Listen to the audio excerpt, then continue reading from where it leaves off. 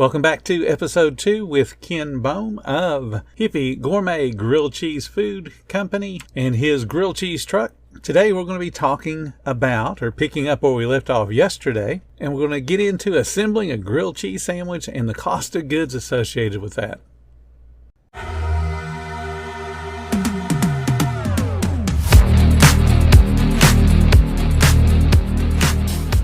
Welcome to the 10-Minute Food Truck Training Podcast. My name is Bill Moore. I am a food truck business coach, author of 5 food truck vending books, including Food Truck 101 and Food Truck 201. This podcast is all about helping you start and grow your food truck business. Imagine what's possible when learning doesn't get in the way of life.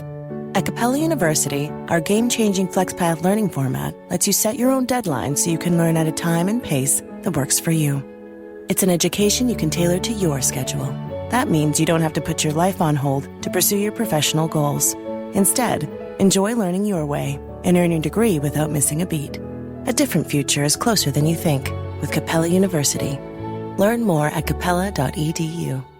We wanted to talk a little bit about the cost of goods, so let's just go ahead and jump into that. You got a quality product. You're getting it from as much as possible local folks. You got a good following on your business, so it's a matter of, can we put enough money to the bottom line? So the cost of goods. So let's go ahead and start there. If you want to jump into some of the numbers, and let's maybe assemble a sandwich, talking about how much it costs, how you derive the price that you're charging for it. So we can let's do a simple one. Let's not do a complicated one with the jalapenos and the tomatoes and all that, because it starts to get, you start to get into those weird little minuscule numbers. So let's say, for example, our Lee. The Lee, we call it, is our plain grilled cheese. It's basically 3 pieces of yellow cheddar on 2 pieces of bread, little squirt of Grey Poupon, and it goes on the griddle. We pull out our trusty rusty calculator, and I apologize, I should have done one of these before I hopped on, but it's okay. But we'll do this real quick. So we go 30 divided by, so we've got 42 cents a slice times 3. So we go 42 times 3 equals, so that's $1.26 in cheese. Bread, we get about 8 sandwiches out of each loaf. My bread is $4.40 a loaf. So 4.40 divided by 8 equals 55 cents. Butter, I figure about a tablespoon, 2 tablespoons or so, depending on each side, because it's kind of hard to gauge the butter because we melt it first. On the griddle, we have one of those little things that holds the butter and keeps it liquid, because when it's easier to do with a brush than it is to try to spread it. So butter, 2 tablespoons. We figure maybe we're using 20 cents worth of butter for each one. Okay. So that's cheese, bread, butter,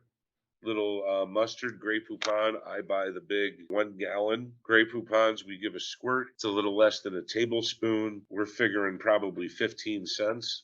And this, this isn't figuring labor, electricity, just the cost to make the sandwich.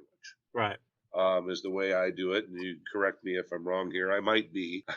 No, I'm still new. I might be doing it wrong. Nope, so you're we've doing got it right. 1.26 plus 0.55 plus 0.20 plus 0.15 equals $2.16. Pickle, because we add a pickle and a bag of chips to everything. Okay. So I get a 5-gallon pail of pickles for $49. Really hard to figure out how many pickles in a 5-gallon jug. They don't count them out. So it's kind of by weight. I've sort of eyeballed it, and I figured a pickle is about a nickel, is about what I figured, because it varies so much, and to be honest with you, I just haven't had time to sit down and count each one. I'm going to tell you, just based on my experience, because I used to do the pickles, we always counted about 7 cents. And this has been a while back, because we got them in just like you did, in a 5-pound bucket. And we actually used to wrap them, take the sandwich baggies and wrap them, just so that the pickle wasn't getting against the sandwich and, causing people to freak out and all that. So we always figured about 7 cents, because we would wrap the whole thing. We would just sit there and, during slow period, just wrap the whole thing. That, but I have a little extra foil. When I put the foil liner in there, right, I roll it in that and put the sandwich next to it. Yeah, because that's gross. No one wants pickle juice on their sandwich. Exactly.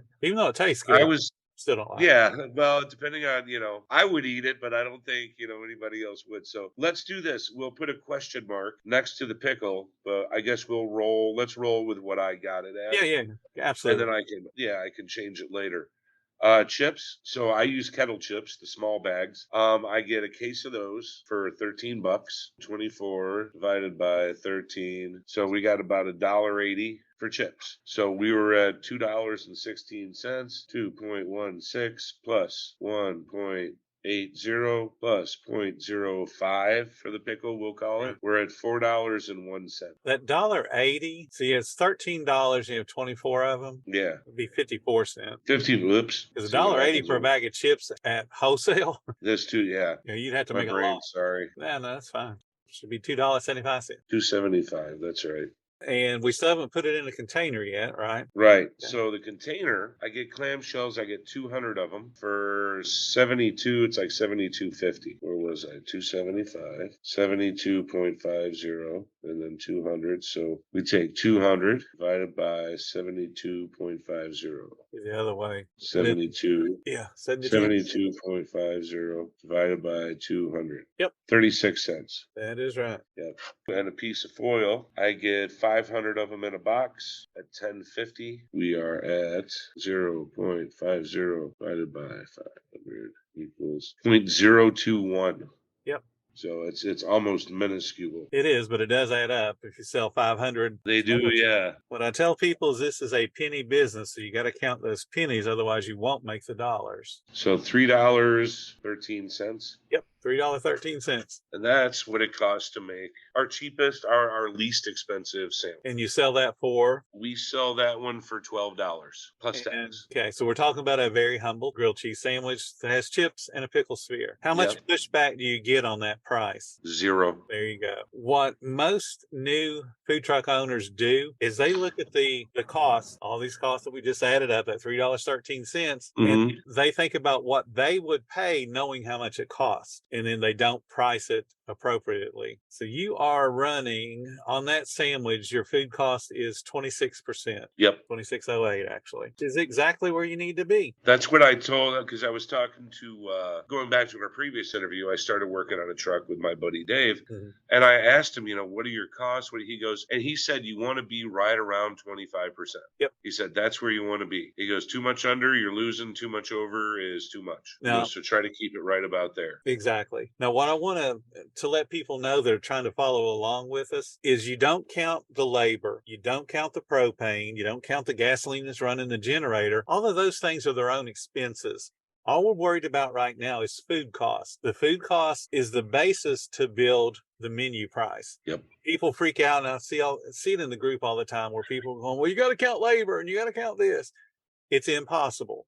Here's what I've seen that too, because you can't, because you never know how far you're going to drive to a gig or how much gas you're going to. Yeah, that's impossible. And even the propane consumption, even though it does burn at a steady rate, you can't figure it. And you also can't figure the labor. You can figure the prep time maybe if you're consistent, but see, labor burns at a constant rate. So if you're paying so much, $15 an hour, $20 an hour, whether you sell 1 million sandwiches in that hour or one, you still consumed $20 worth of labor. So how do you put that into a price? You can't, because you can't. So what we can do is the firm number. That food costs you what it costs you. That doesn't change because you already paid for it. So we build the menu price based on what it costs you to produce it. And then that, when we talk about that 25% minus 100 leaves 75% to pay for the labor and the propane, the gasoline, the insurance and your bills and your cell phone and all that. The thing that really hangs up people when they're doing their menu price and they get worried about all those other bills is you got to have the food cost again of the 25%-ish. You can be up to 30, even 33% if you wanted to on some products, but you want the overall average of that menu to be around 25-28%. The reason why is because food truck owners in general don't track their inventory. They don't track their food costs once they're in operation. They go out and buy a bunch of food, they assemble a bunch of sandwiches, they sell it, hope there's enough money left over to pay all the bills, buy more food for tomorrow. And that's how most food truck operators work. So I get really worried when somebody is saying, let's just 33%, because we see that a lot. Of the food trucks that I work with, and actually we sit down after they're in operation and do a real inventory. Yeah. And actually count the food that they have left over to know what they have consumed as far as the food goes. They run about 8% higher than what their recipe says because they don't account for the waste. They don't account for over portioning. Yep. A good one for you is that cheese that you slice yourself. If you were to make it just a little bit thicker without realizing it, so every single slice is just a little tiny bit thicker, per slice, it doesn't add up to a lot. But when you slice the whole 5 pounds, you've It's a wasted. lot. It is. It's a lot of money that you wasted. People that do their own prep, like for lettuce and tomatoes and onions and that type of thing, they don't account for the waste that's going to naturally be there. They don't account for the perishability of our food. You buy something today, you may not be able to sell it tomorrow just because it doesn't look right. It's gone bad. Yeah. Or your I bread. learned that the hard way. Yeah. The cheese, because the Munster, and I'd started getting brick cheese, and I stopped it because I'm trying to get away from slicing my own cheese, because I got a slicer and we put the brick on, and I noticed you've got a chunk that big left. Yep. On every, what do I do with it? I'd give it to the guys around the shop. Be like, here's some cheese. There's nothing I can do with it, because you can't put it on a sandwich. So there's that waste. There's also the waste of the bread, the butt ends. Yep. Which I have to figure in, and that's why I another reason I wanted to do grilled cheese is because there really isn't that much waste, unless, like, I got the truck in Saturday. We didn't do a gig yesterday, and this morning I'm cleaning up the truck, and in my prep fridge in the little buckets, I got a little bit of cheese left over and some stuff. I can wrap it, but I know for a fact, even if I wrap it, our next gig isn't until Saturday. I run the risk that cheese is so fresh of it starting to mold on me. Once it molds, it's done. You can't, I'm not like, my old people who'd say, "I'll just cut the end off. You'll be all right." You can't do that. Right. I learned the hard way when I first started trying to keep cheese on the truck. Well, we got another gig in a few days. I'll just leave it in there. Mm-hmm. You get to the gig, you open it up, you're like, oh no, this is bad. You had to chuck it. So yeah, you also learn to try to gauge your crowd. Mm-hmm. If you're doing a gig that's an 11 to 1, 12:30, things are slowing down or what have you. I'll tell my son or my neighbor, whoever's making sandwiches, hey, don't load anything else in there. Don't prep anything. Don't put anything in the prep fridge, because we're going to try to coast. We're going to try to coast to the end without any waste. Yeah, you're right. It is a penny business. It certainly is. And that's why I wanted people to price around that 25 to 28 range, so they have room to make those mistakes, so they have room to just, not take an inventory. Because if they start at that 33% level and they end up being off 8%, like most of them are, now we're at 41%. That only leaves you, 59% to pay all your other bills. That ain't going to work. I always wonder too, and when I got into these numbers, and I do kind of refine them down once every month. Again, I've only been doing this for about 4 months, but every month I kind of look at my numbers and I make my little list of what things, and I break it down just to try to stay on top. And I've always, and maybe, I don't know if this is a question, maybe help somebody else. I do grilled cheese. Everything's pretty cut and dry. These are slices. It's real easy to take 30 and divide it by $7. Right. Bacon. I get it for about $5.50 a pound. Get about 15 slices per pound. Those are easy numbers to divide by. It's simple math. Bill, what about the people that do like the serve and scoop, like barbecue and mac and cheese? Because, you buy a box of macaroni noodles. I've always wondered this. And you make it, that stuff expands. Then you add cheese. Is that more by weight or by ingredient? And what do the barbecue guys do? Because when you cook that stuff, it's going to shrink by like 30%? Right. How do you do that? And sorry to leave you on a little bit of a cliffhanger there, but tomorrow we're going to be talking about how the barbecue guys price their menu and how to handle that scoop and serve menu. Thank you so much for listening to the 10-Minute Food Truck Training Podcast. If you're finding all the information helpful to your food truck business, please become a monthly supporter of the podcast. Just hit the support button or follow the link in the description. Every little bit does help keep us going.